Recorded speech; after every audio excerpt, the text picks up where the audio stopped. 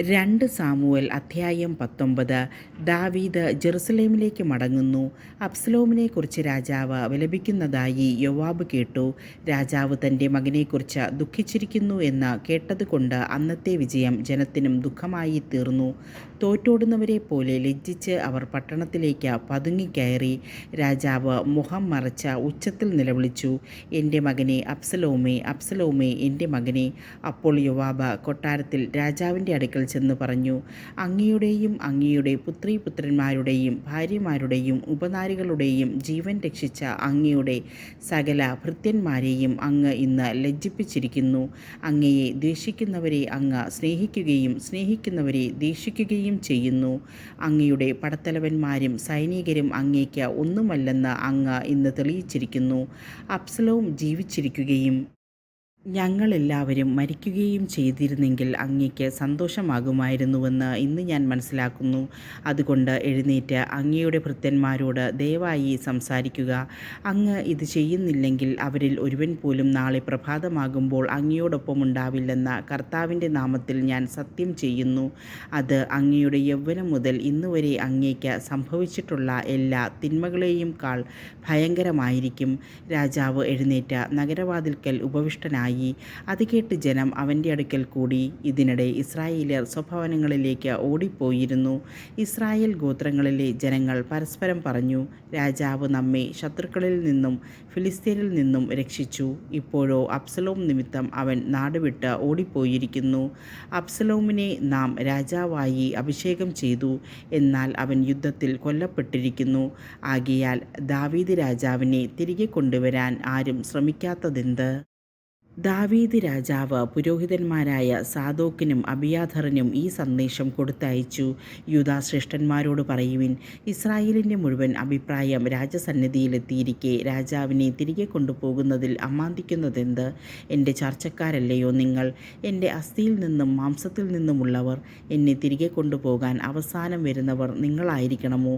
അമാസയോട് പറയുവിൻ, നീ എൻ്റെ അസ്ഥിയും മാംസവുമല്ലയോ?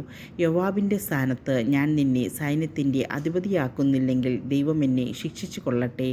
ദാവീദിൻ്റെ വാക്കുകൾ യൂദായിൽ സകലരുടെയും ഹൃദയം കവർന്നു. അങ്ങ് സേവകന്മാരോട് കൂടെ മടങ്ങി വരിക എന്ന് അവർ അവന് സന്ദേശമയച്ചു. രാജാവ് ജോർദാനിലേക്ക് മടങ്ങി വന്നു.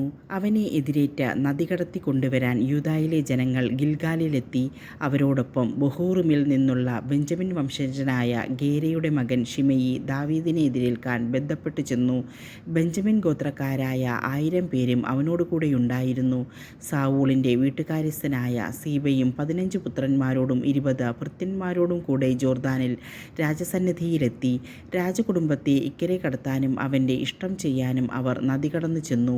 രാജാവ് നദി കടക്കാൻ തുടങ്ങവേ ഗേരയുടെ മകൻ ശിമെയി അവൻ്റെ മുൻപിൽ താണു വീണു.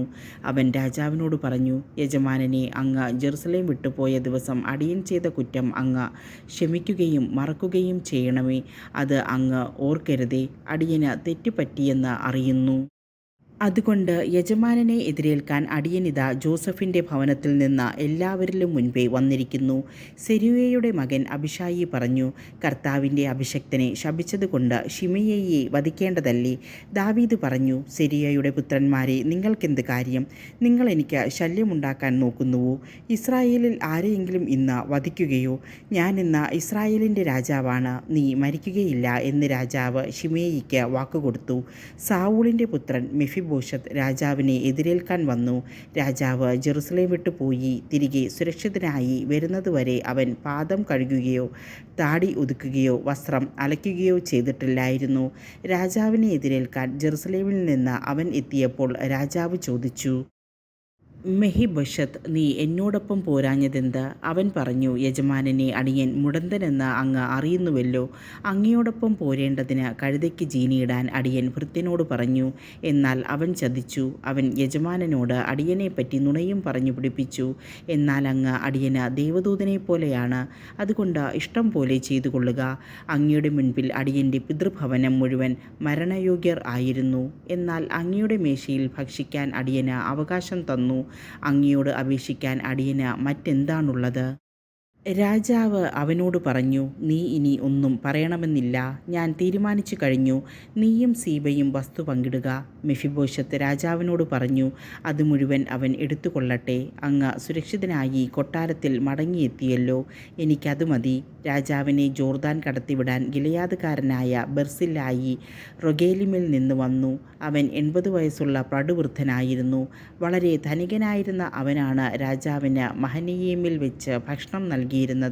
രാജാവ് അവനോട് പറഞ്ഞു, എന്നോട് കൂടെ ജെറുസലേമിലേക്ക് വരിക. ഞാൻ നിന്നെ സംരക്ഷിച്ചു കൊള്ളാം. ബർസില്ലായി രാജാവിനോട് പറഞ്ഞു, ഞാനിനി എത്രനാൾ ജീവിച്ചിരിക്കും?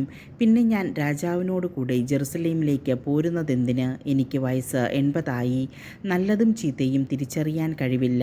ഭക്ഷണപാനീയങ്ങളുടെ സ്വാദും അറിഞ്ഞുകൂടാ. ആണിൻ്റെയായാലും പെണ്ണിൻ്റെയായാലും പാട്ട് കേട്ട് ആസ്വദിക്കാനും കഴിവില്ല. ഞാൻ തിരുമേനിക്ക് ഭാരമായിരിക്കും. ഇത്ര വലിയ പ്രതിഫലം അടിയൻ അർഹിക്കുന്നില്ല. അതുകൊണ്ട് ജോർദാനിക്കരെ കുറേ ദൂരം മാത്രം ഞാൻ കൂടെ പോരാം.